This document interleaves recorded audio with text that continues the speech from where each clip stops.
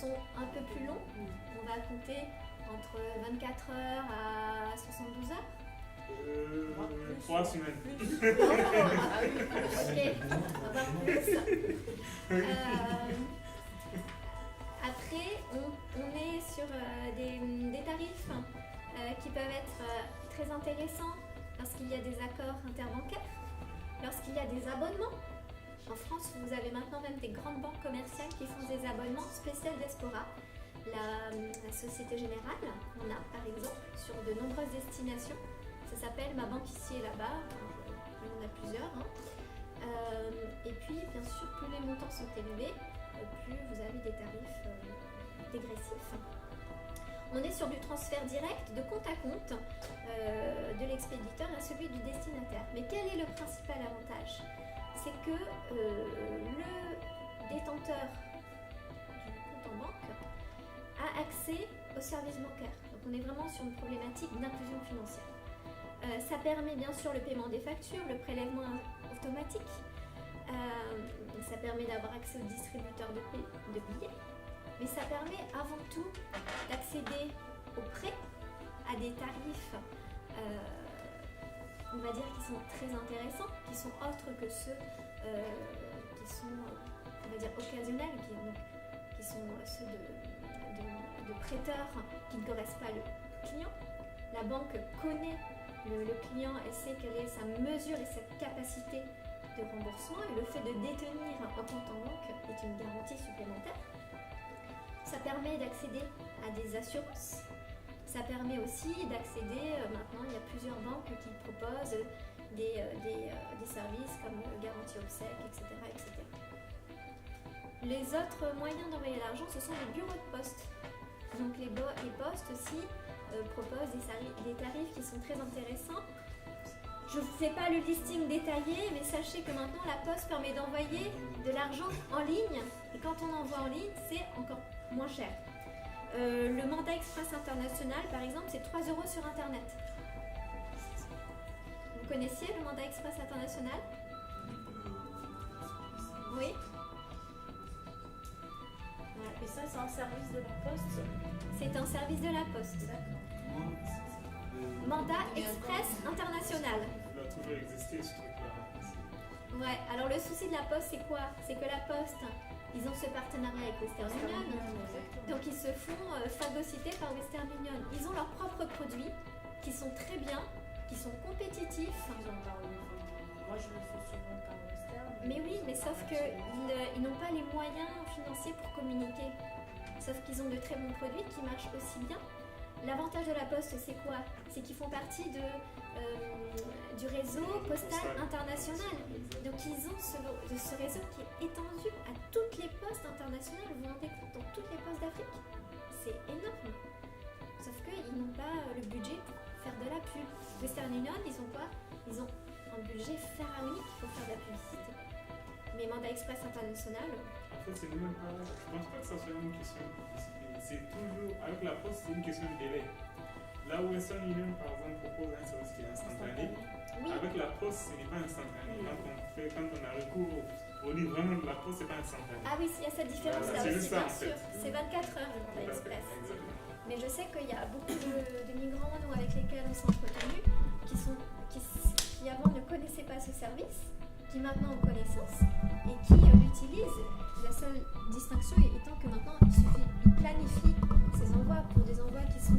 Ces gens-là n'ont jamais connu d'autres Western Union. Moi, quand je suis arrivé, il n'y avait pas Western Union. Il y avait que la Poste pour envoyer de l'argent ou pour recevoir de l'argent individuel. Oui. Pour les envois fréquents, les dépenses d'éducation, les envois mensuels, au lieu de les envoyer au dernier moment et que ça coûte 6 €, ils les envoient un ou 2 jours avant et ça coûte que 3 €, c'est 50% moins cher. Voilà. Alors, parmi les autres moyens, vous avez bien sûr les sociétés de transfert d'argent. Donc, ce sont des agences qui sont présentes au sein de réseaux étendus, aussi bien dans les villes et dans les zones rurales. Elles ont bien sûr une caractérisation qui est la vitesse de l'envoi d'argent, puisqu'on est sur un délai d'exécution qui est immédiat, une documentation qui est simplifiée et différentes possibilités d'envoyer de l'argent en personne, en ligne, vers un compte bancaire. Maintenant, des modalités ce qu'on appelle le mobile banking donc sur un téléphone portable ou en retrait par carte bancaire en espèces. Donc vraiment une large facilité et de multiples modalités d'utilisation.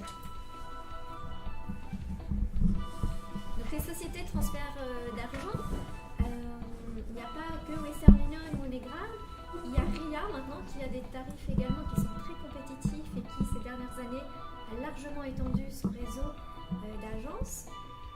Je pense que vous connaissez Sigue. Oui, parce qu'il est également très compétitif.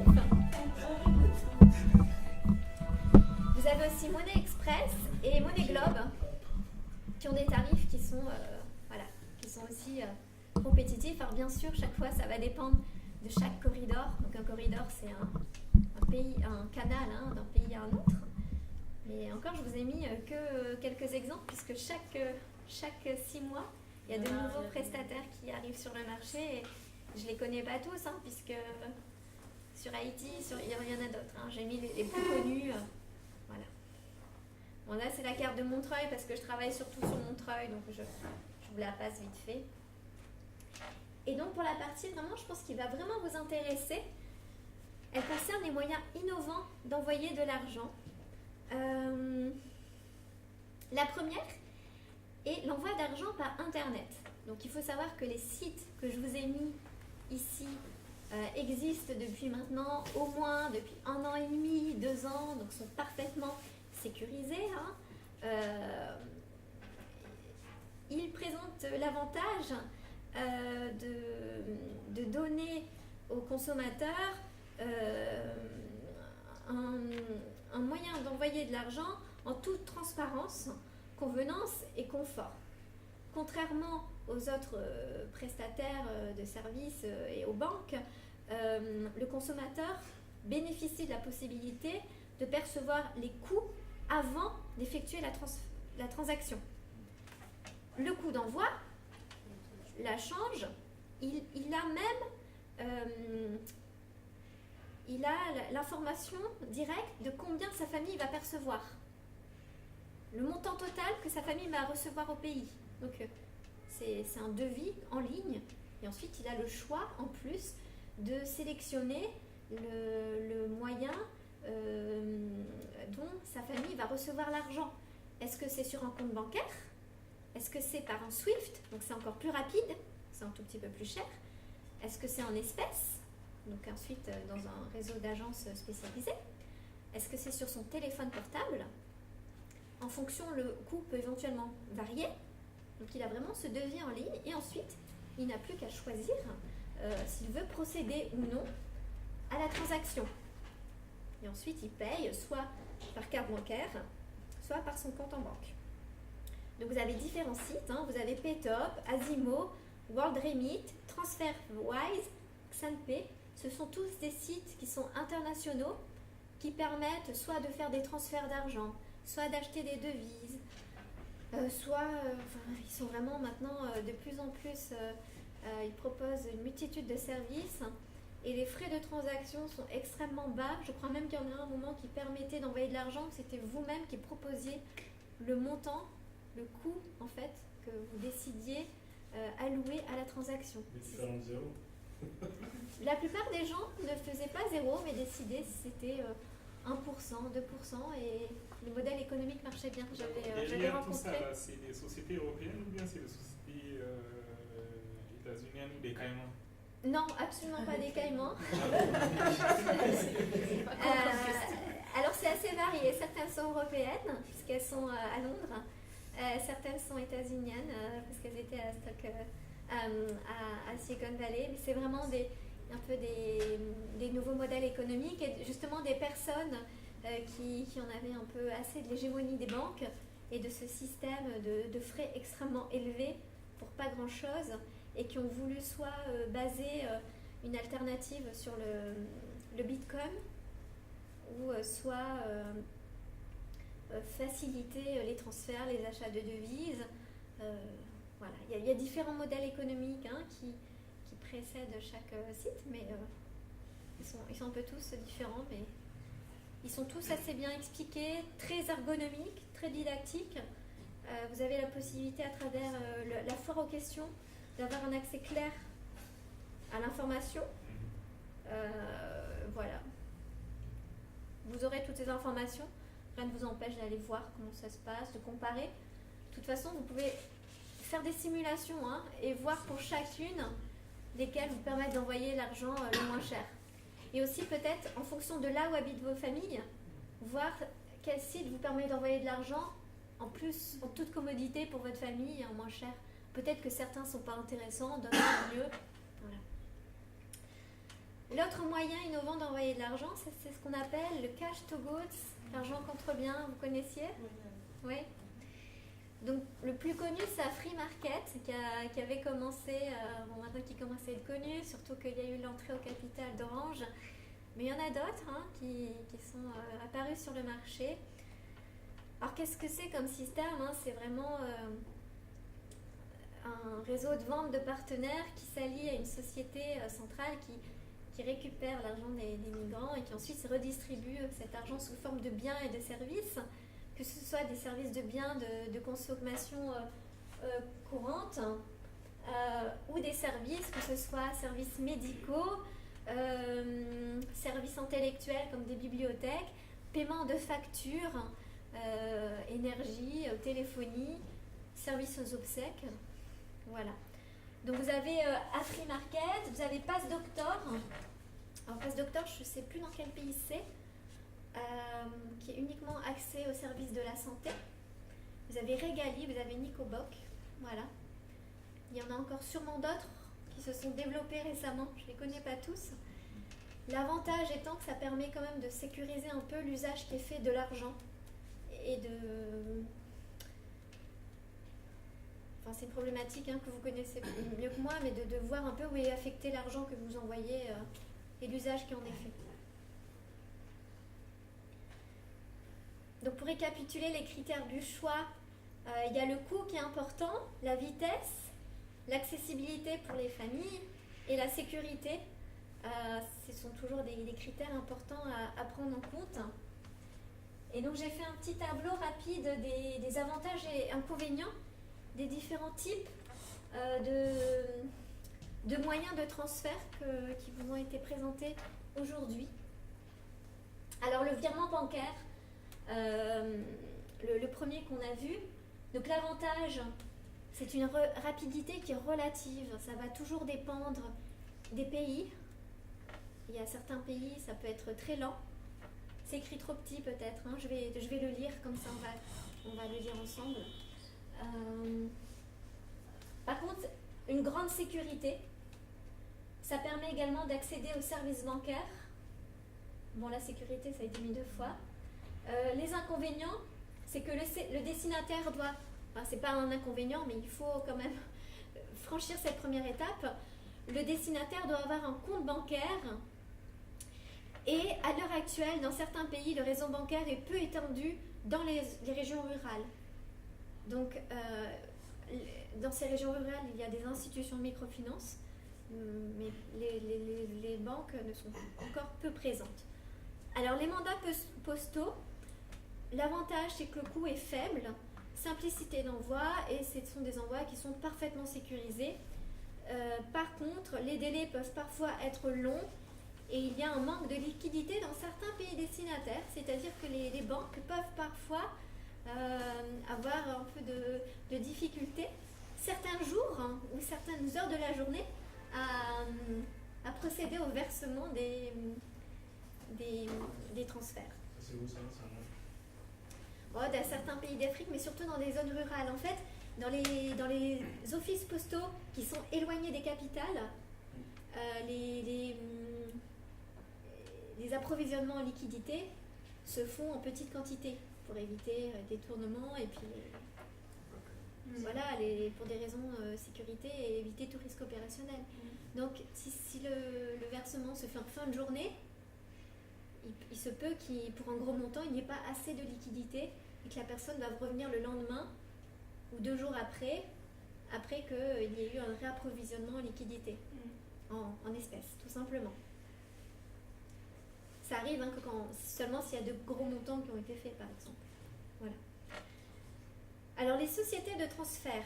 Alors, les avantages, hein, je pense que, comme vous êtes, ce sont des moyens qui sont fort utilisés. C'est la simplicité, la sécurité, la rapidité extrême, parce que là, c'est vraiment le seul moyen où c'est immédiat.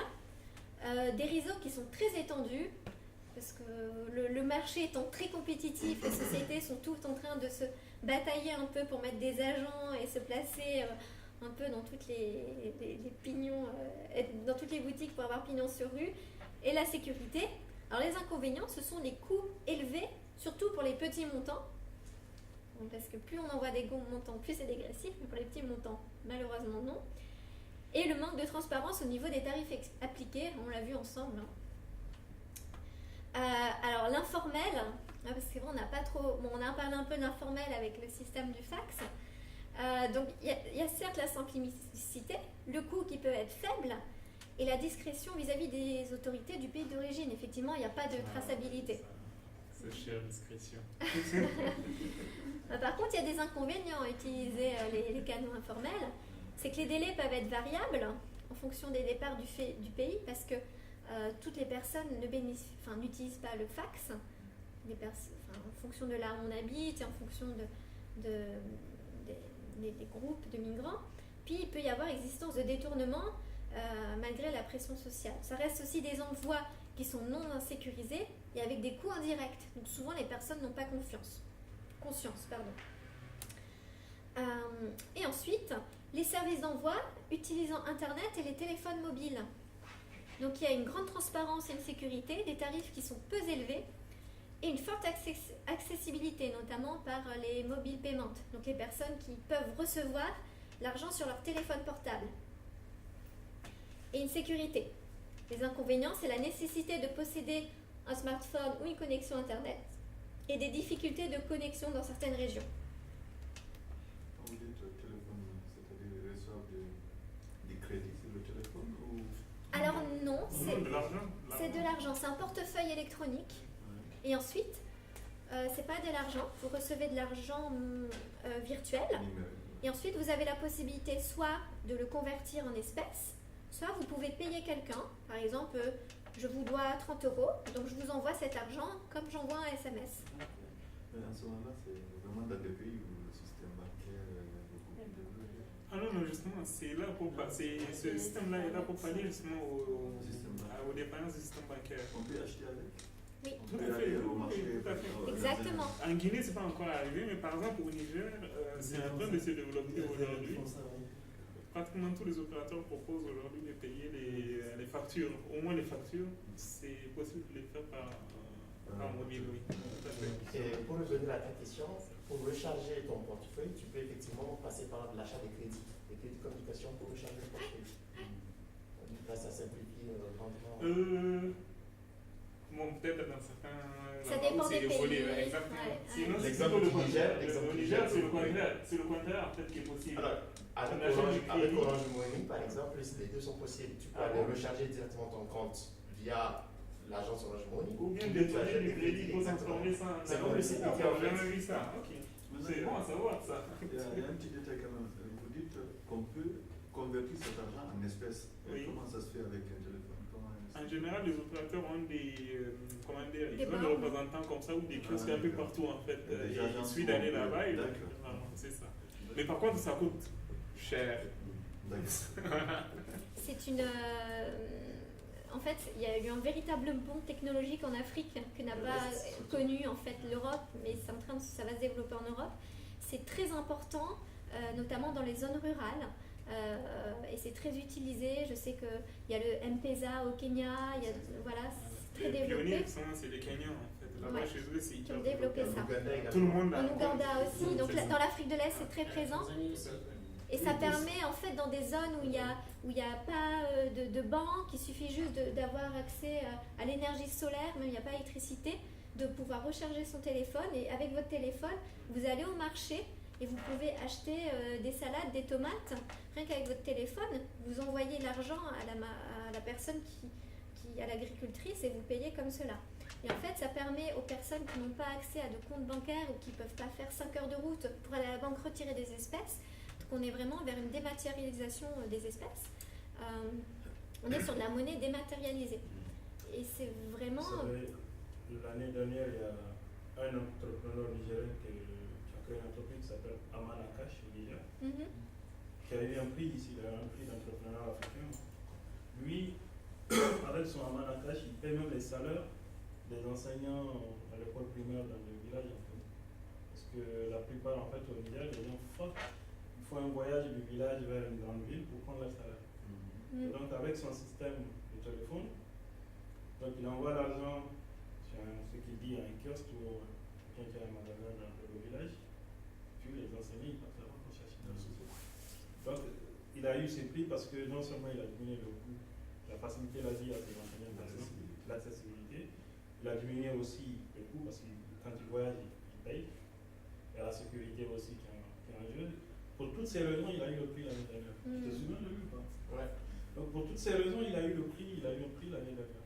Donc, là, il faut aussi investir sur un smartphone, en fait, comme un téléphone compatible. Même pas un smartphone, non. Non, C'est même le téléphone avec qui est capable de faire du des... SMS. Même avec le Non, téléphone. mais c'est le téléphone, ça qui est magique. lui, c'est simple. Dans chaque village, on sait qu'il y a un commerçant qui a assez d'argent, un boutiquier par exemple. C'est avec lui qu'il compose et puis on envoie de l'argent numérique sur le téléphone par exemple, de ces boutiquiers. Maintenant, le boutiquier, lui, il procède au paiement des enseignants. Il suffit d'avoir un ancien téléphone, ça Maintenant, lui, le marche. boutiquier, il revend cet argent-là en crédit de téléphone que les gens viennent acheter. Mais ça veut dire qu'il a toutes les données sur tous ses enseignants, Ah, parce si, qu'il si. a toutes Ouais, les informations. depuis les Sur hommes, l'enseignant, mais mais c'est pas que il y a plusieurs modèles en fait. En général, si tu as ton numéro de téléphone sur lequel tu vas venir, il y a un message que tu vas recevoir sur ton téléphone et il y a ton numéro de téléphone également qui va te permettre de t'authentifier. Voilà. Donc lui, l'entrepreneur, il a besoin juste du numéro de téléphone, pas de l'identité, l'adresse de la personne, enfin, je sais pas. Pour son souci, Ça c'est dépend la des personne, modèles. c'est l'opérateur qui Ah, lui, il passe par le téléphone. D'accord. Il y a plusieurs pays d'Afrique également qui qui payent leurs fonctionnaires par ce biais-là. Et il y a d'autres pays qui sont en train de mettre en place également, comme les Comores, qui sont en train de développer ça. Donc c'est vraiment en voie de généralisation. Vous aviez une question? Justement, en parlant du Kenya, on sait que le système M-Pesa, effectivement, il y a des possibilités de faire des retraits de l'argent dans les guichets sans carte. Donc, justement, quand le client, le bénéficiaire, si je me permets, reçoit le code sur son téléphone portable, vu qu'il n'y a pas tellement de système bancaire qui est développé, avec ce code-là, paraîtrait qu'il y a le groupe Paynet qui a développé un logiciel qui permet de faire des retraits sans carte au niveau des guichets, seulement avec le code qui reçoit sur le compte. Donc ça, je n'ai pas assisté au début de la réunion. Est-ce que les sociétés que vous avez présentées ici, il y a des sociétés africaines qui participent? Parce que moi, dans le peu de choses que je connais, les pays à destination de ces sociétés de transfert d'argent, c'est l'Inde, la Chine, l'Afrique, surtout l'Afrique subsaharienne, où l'argent mobile a connu un boom ces dernières années, surtout depuis 2007 avec le lancement de M-Pesa. Donc je voulais savoir comment est-ce que les sociétés africaines peuvent aussi, disons, participer à cette bataille-là. Sur quel plan? Au niveau du mobile banking? Sur le plan, il y a le plan technologique, les obstacles réglementaires. Par exemple, là, une société qui est implantée en Afrique peut acheter partout. Un client, disons un Africain, il peut acheter partout dans le monde. Parce qu'il va payer par exemple par PayPal. La société est implantée en France, elle propose quelque chose, il va payer. Mais une start-up qui est installée en Afrique, en tout cas en Afrique subsaharienne, ne peut pas vendre à quelqu'un dans le monde parce que le client, quand il va payer par PayPal, il ne peut pas, le propriétaire de la smartphone, de la start-up plutôt, ne peut pas virer l'argent du compte bancaire vers un compte bancaire situé en Afrique subsaharienne. Je ne sais pas si vous savez ça. Pour quelle raison? Au niveau des Parce coûts qu'il y a des élevés? obstacles réglementaires. Oui. Je ne sais pas, PayPal va vous dire oui, c'est possible de faire ci, faire ça. Mais à la fin, pour relier votre compte PayPal à un compte bancaire qui est en Afrique subsaharienne, c'est impossible. Donc, du coup, vous êtes bloqué. Parce que c'est bien beau d'avoir l'argent dans le compte PayPal, mais si tu ne peux pas le récupérer, ça sert à quoi? D'accord. Alors je suis désolée, moi je ne connais pas spécifiquement les contraintes liées au dispositif PayPal. Je suis plus liée en matière de régissement compte à compte ou au niveau des banques centrales. Donc je ne pourrais pas vous répondre spécifiquement sur cette question. Parce que là, ça c'est important pour des grandes sociétés comme celle que vous venez de citer, Paytop, voilà, Ouais, les devises des pays du monde entier. Donc tu fais ça, tu as la devise tout de suite. Mais pour une société qui commence, tu n'as pas de contrat de vente à distance avec une banque. Donc les gens, quel moyen de paiement tu vas leur proposer, mis à part PayPal en ce moment? Et quelles sont les raisons évoquées par PayPal pour le fait qu'elle ne puisse pas lier le... C'est réglementaire, c'est entre les États, c'est-à-dire qu'en Afrique, on ne peut pas virer de l'argent sans que l'Occident n'y jette un coup d'œil. D'accord. Tout simplement. Alors, pour répondre un tout Donc, petit je peu, sais pas. parce que je n'ai pas une réponse précise, Si vous hein, avez, je suis pas... parce que c'est particulièrement la Côte d'Ivoire, le Sénégal, la Guinée, ces pays-là, il n'y a pas PayPal. Au Maroc, il y a PayPal. Mhm. Mais, Pour la vente à distance particulièrement, il y a la possibilité effectivement de passer par des virements bancaires, tout simplement. non, mais La start-up qui est africaine, qui est par exemple à Niamey, qui souhaite vendre quelque chose en Allemagne ou en France ici, s'il dispose d'un compte bancaire, il peut faire la vente sur virement. Ça, c'est possible. Il y a aussi le compte bancaire où?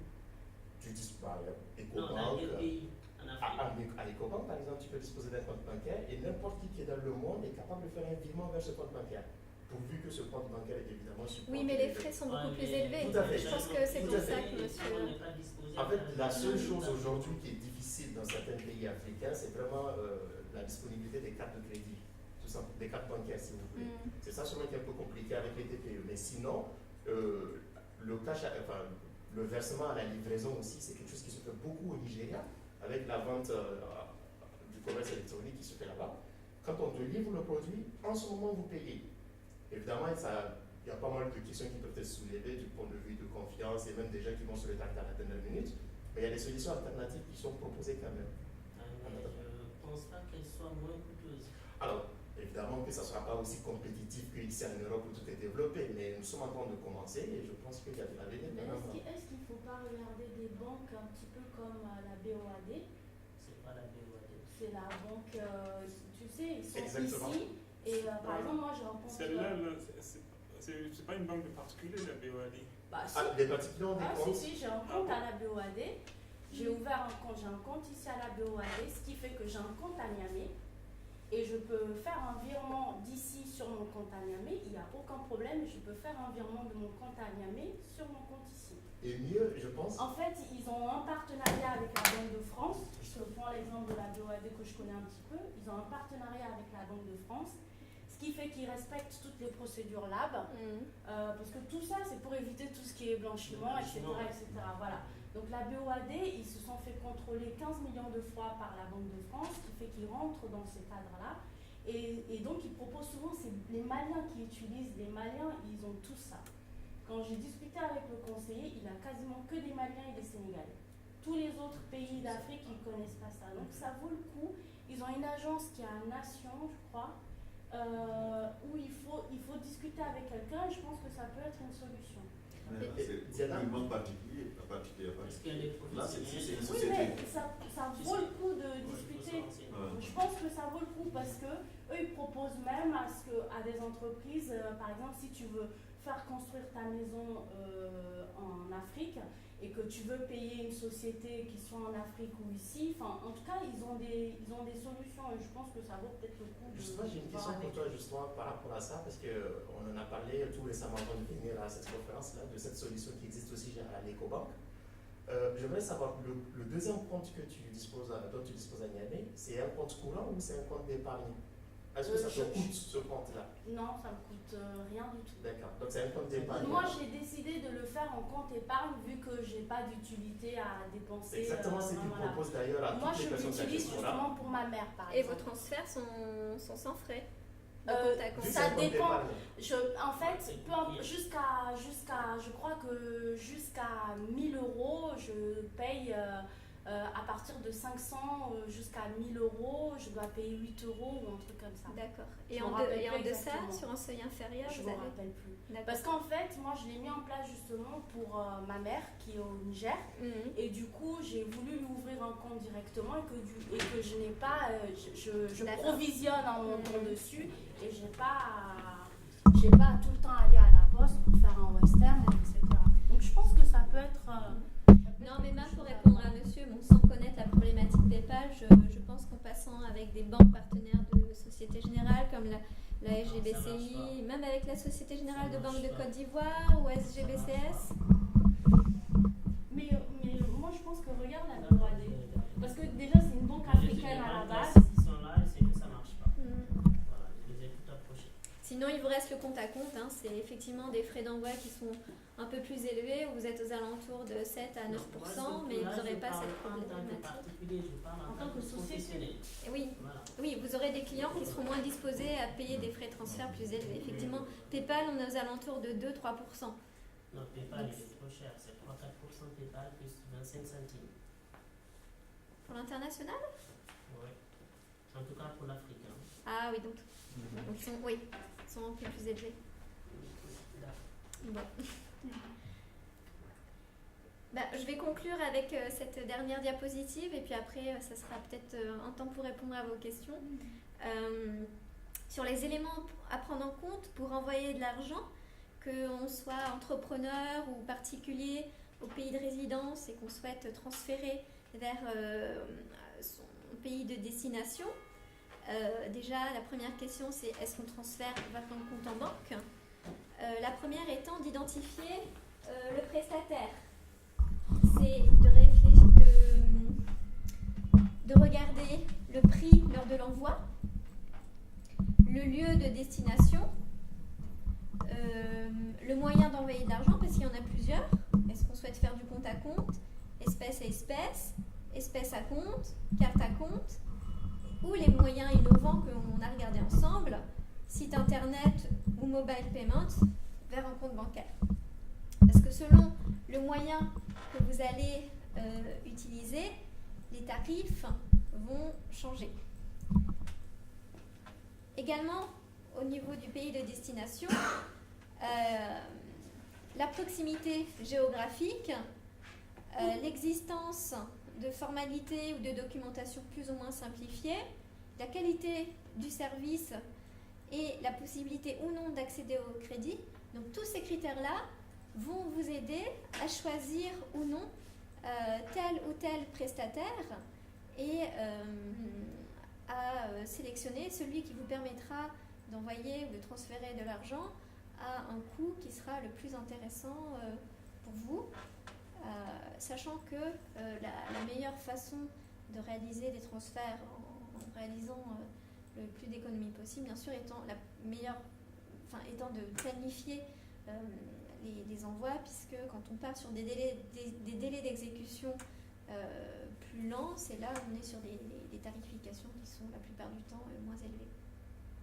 Donc voilà, j'espère que cette présentation a été utile et en tout cas que vous avez appris et découvert des informations qui vous seront utiles pour le futur, et je me tiens à votre disposition pour répondre à vos questions. Et on a encore un peu de temps avant de fermer la salle, donc n'hésitez pas si vous avez des questions et je serai ravie d'échanger avec vous sur ce sujet ou sur tout autre sujet. Et puis je mets ici les présentations de cet après-midi. Voilà. Oui? Moi, depuis le début, vous avez parlé un petit peu du dispositif pris par les organismes internationaux, Oui. les Nations Unies et autres, pour appuyer ce type de transfert. Mais je n'avais pas très bien compris quelles sont les mesures qui sont en train d'être mises en place pour pouvoir non seulement les diminuer, surtout, vous avez évoqué qu'on a vu tout à l'heure en Afrique, ça restait plus cher. Oui. Et puis, s'il y a des mesures qui sont en train d'être mises en place, et puis elles s'imposent en plein. D'accord. Alors, il y a plusieurs types de mesures. La première étant un l'accompagnement des politiques financières et des banques centrales dans leur cadre des systèmes de paiement et de règlement et au niveau de leur marché, de manière à accroître la transparence et la concurrence sur le marché des systèmes, des règlements et de paiement. Et donc, notamment, c'est la Banque mondiale qui a pour mandat d'appuyer les différents États, donc notamment les États du Sud, à mettre en place à les appuyer pour mettre en place des réglementations qui soient plus favorables à de la transparence et de la concurrence.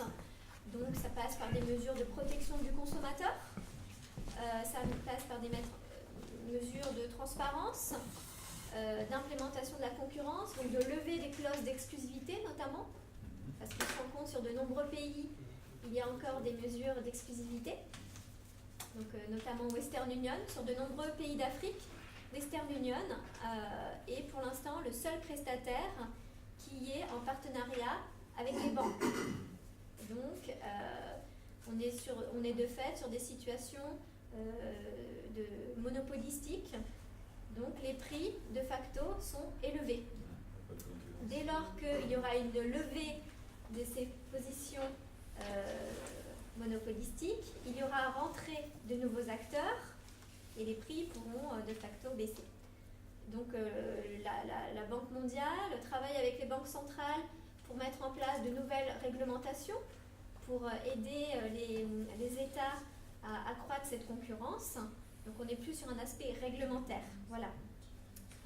Donc accroître également le dialogue entre les autorités locales, les autorités internationales et les prestataires de services de transfert et les banques. Donc c'est par un dialogue, on va dire, constant, efficace, qu'on pourra justement faire remonter les besoins également des migrants pour améliorer également l'offre de services, pour créer des services qui soient mieux adaptés aux besoins des migrants et ceux de leurs familles.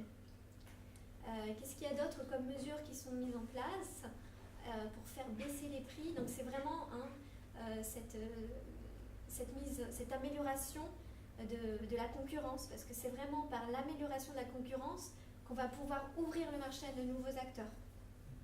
Et puis bien sûr cette transparence de prix et cette protection du consommateur. Par protection du consommateur sur le marché, c'est-à-dire mettre en place en fait des services qui vont permettre aux migrants, par exemple, lorsqu'ils ont un problème avec un transfert, qu'ils sachent à qui s'adresser, qu'il y ait un numéro de téléphone au sein de chaque prestataire à contacter, qu'il y ait des procédures au sein de chaque service consommateur pour pouvoir reporter que l'argent n'a pas été reçu, que l'argent a été reçu mais de manière incomplète. Voilà, mais tout ça, c'est que sur chaque marché, ce soit mis en place. Donc ça paraît des détails parce que nous on habite en France et ça existe, mais dans plein de pays, en Asie, en Amérique latine, en Afrique, ça n'existe pas encore. Et c'est en mettant en place ces actions qu'au fur et à mesure, les marchés vont devenir stables, équilibrés, transparents et en situation de concurrence, qu'au fur et à mesure, les prix vont au fur et à mesure baisser. Mais ça, ce travail était déjà entamé en fait. C'est pas un projet, c'est des choses. Non, pardon, ça a été entamé en 2009 au sommet de l'Aquila, du G8 et du G20. Et c'est au sommet de l'Aquila en 2009 que se sont fixés ces objectifs 5x5, réduire les coûts des transferts d'argent de 5% d'ici 5 ans. Donc 5 ans plus tard, on les avait en partie atteints sur certains corridors, sur d'autres corridors, notamment l'Afrique subsaharienne, on ne les avait pas encore totalement atteints. Mais le projet continue, hein, et ça a été rappelé, notamment les États ont rappelé de nouveau leur engagement et ça a été confirmé par l'ensemble des pays de l'ONU, puisque dans les objectifs du développement durable, ce qu'on appelle les ODD, parmi les objectifs de lutte contre la pauvreté, l'ensemble des chefs d'État ont signé et se sont engagés dans cet objectif qu'il n'y ait pas de pays au-dessus du corridor des 5%.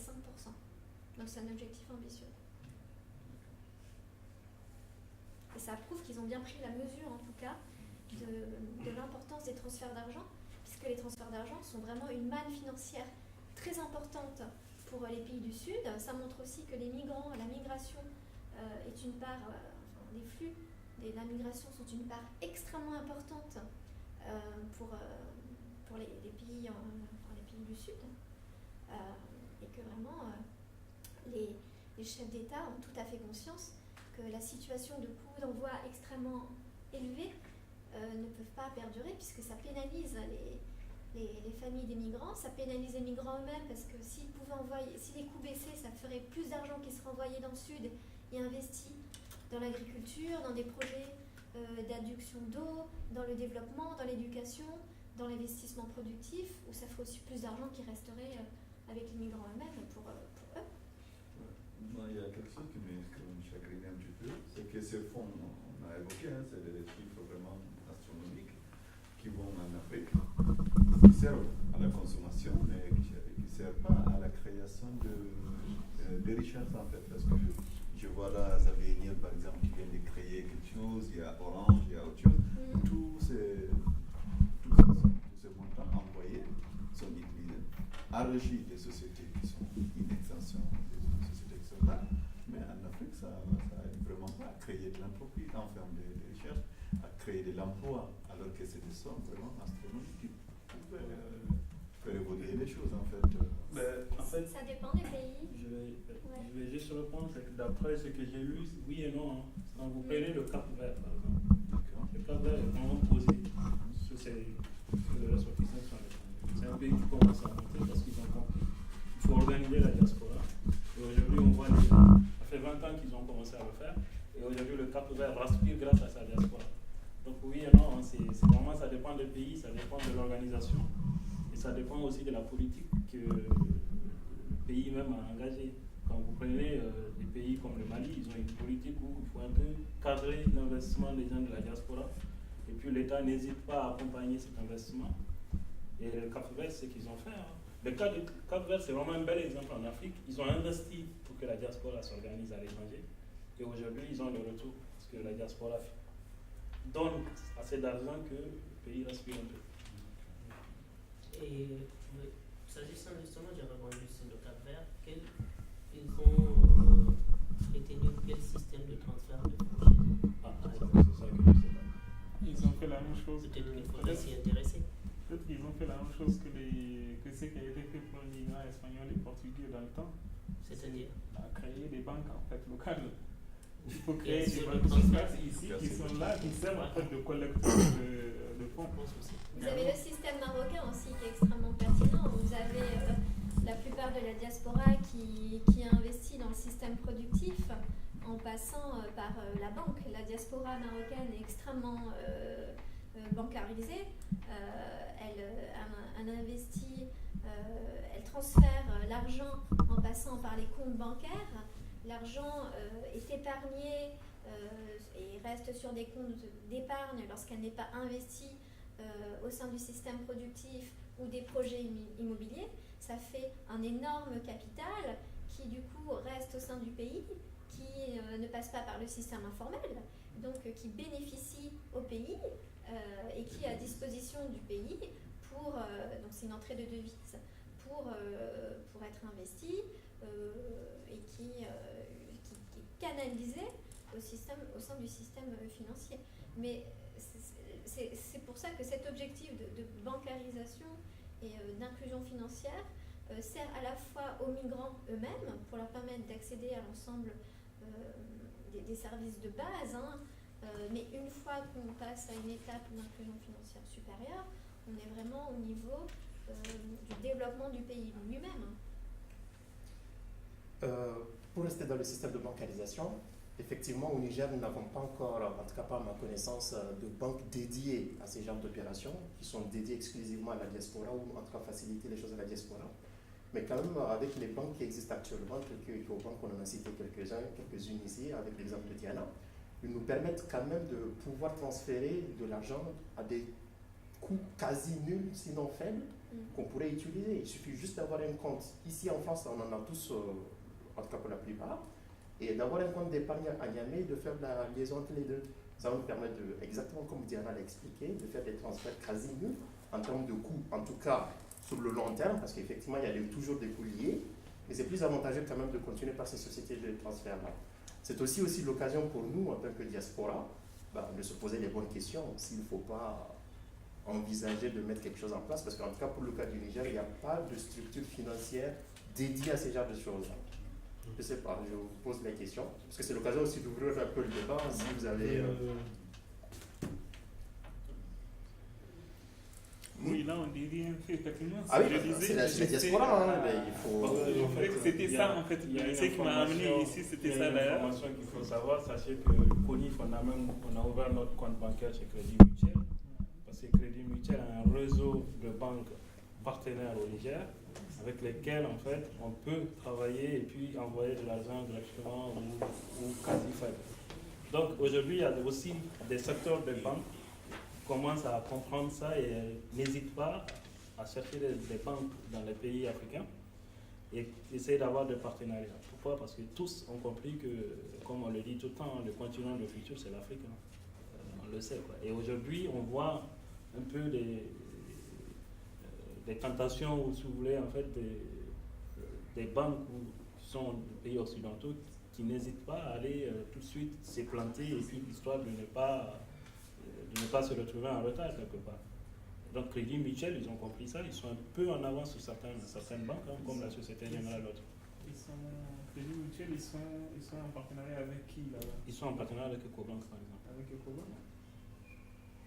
D'accord, ça a changé. Oui, je voulais savoir, j'ai deux questions. La première, c'est de savoir, s'agissant des sociétés de transfert de fonds, parmi les problèmes auxquels on est confronté en Afrique, il y a, donc, j'ai parlé tout à l'heure des obstacles réglementaires, on a les obstacles techniques, mais il y a surtout le problème d'indisponibilité des fonds quand on envoie de l'argent.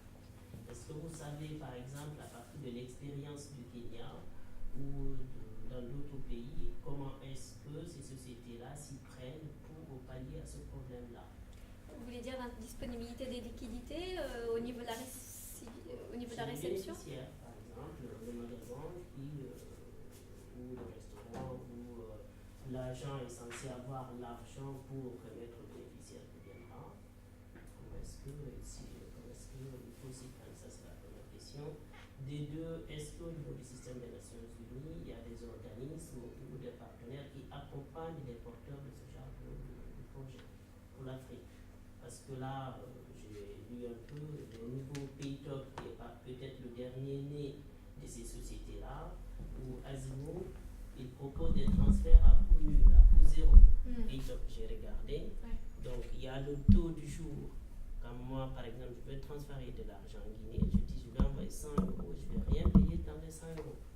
Ils vont avoir le montant en francs guinéens auprès de la banque là-bas. Donc, la société, elle gagne sur le transfert, parce que le transfert, disons, qui est appliqué le taux du jour légalement par la banque centrale, n'est pas le taux qui est appliqué par la personne lambda dans le marché, par exemple. Donc, c'est sur cette différence-là, j'imagine que la société gagne. Oui. Mais comment faire pour que des sociétés africaines arrivent à surmonter les obstacles? Est-ce qu'il y a des organismes qui accompagnent les porteurs de ce genre de projet? Avant que Elodie réponde, sachez qu'il y a le NEPAD. Vous connaissez le NEPAD? Le NEPAD, je ne savais pas trop. En Afrique du Sud, c'est le siège. D'accord, je ne sais pas. C'est quoi?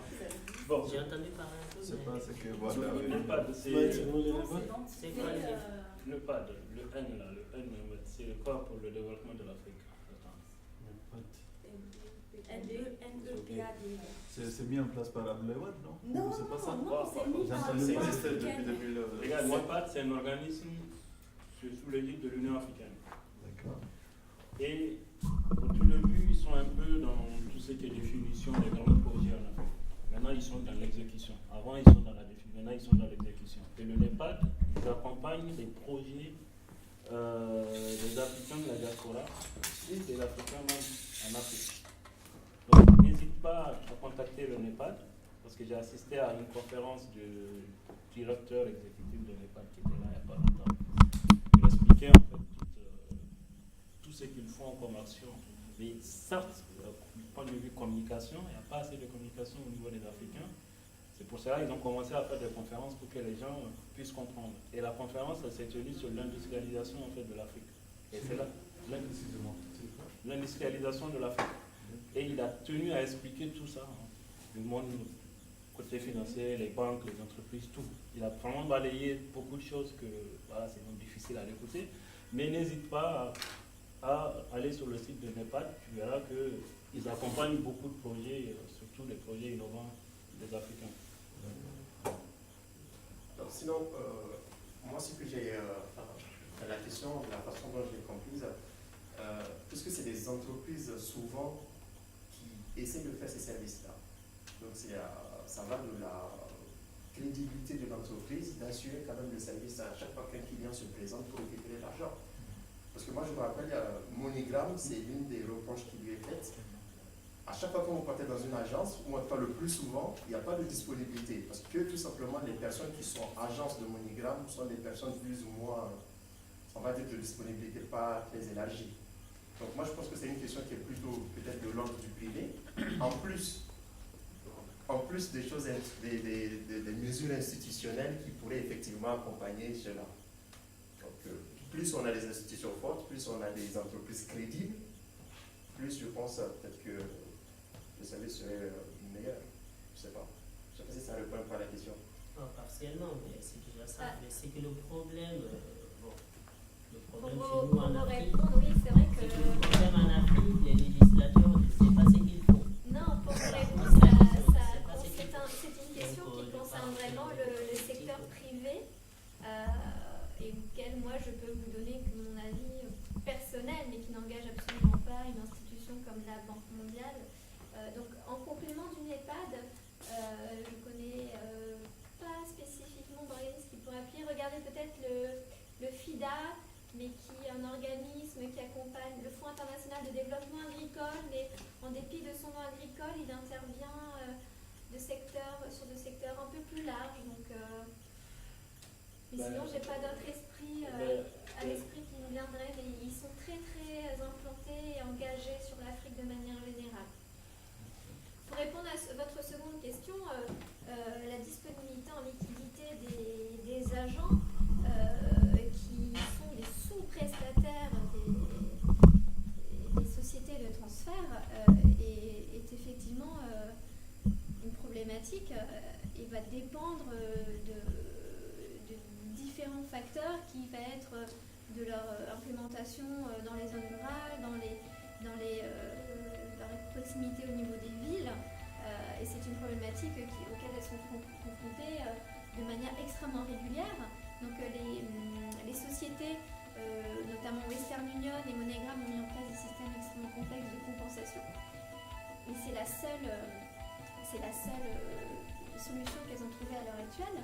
Après, je ne travaille pas au sein même de ces sociétés et je sais qu'elles sont sans cesse en train de développer de nouveaux systèmes informatiques pour gérer ce risque opérationnel d'absence de liquidité. Donc je n'ai pas accès à c'est ces une question données. tout dépend du programme de qualification des prestataires. Oui, Normalement, c'est une politique avant interne. pour être prestataire, par exemple, dans une société de transfert comme ça, il y a un certain nombre de choses que la société de transfert demande, comme par exemple un dépôt de compte, un système de garantie qui indique aussi la capacité en fait de ce prestataire-là à rendre les services. D'accord, que la société de transfert s'engage à donner aux récipients. Malheureusement, en Afrique, ce qui se passe, c'est que si par exemple la société dit qu'il faut par exemple aller 30 millions de francs CFA comme dépôt de garantie, quelqu'un est capable de mobiliser les 30 millions de francs CFA, même si c'est son argent. Mais c'est tout ce qu'il peut, Après ça, il n'a plus rien. Donc quand il y en a le moment de rendre les services, il ne peut pas rendre les services. Voilà ce qui se passe. Ou bien ça va être les mêmes 30 millions qui vont circuler de proche en proche. Il va falloir qu'on conclue. Je suis désolée, on va rendre la salle. On va devoir quitter la salle. Je vous dis merci pour cet atelier. Merci à vous, hein. Merci d'être venu jusqu'à Montreuil. Merci, sachez que cet atelier a été organisé dans le cadre du projet de fonds d'investissement que CONIF est en train de mettre en place. Et le fonds d'investissement, ça va finir par un transfert d'argent. Donc le fait d'apprendre aujourd'hui, nous anticipons en fait. Il y a les Nigériens qui cherchent à mettre en place un projet de fonds d'investissement.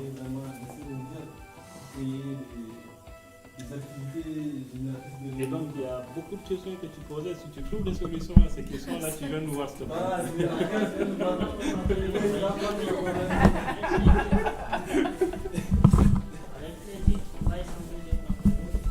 Ça va. Oui. Spécial.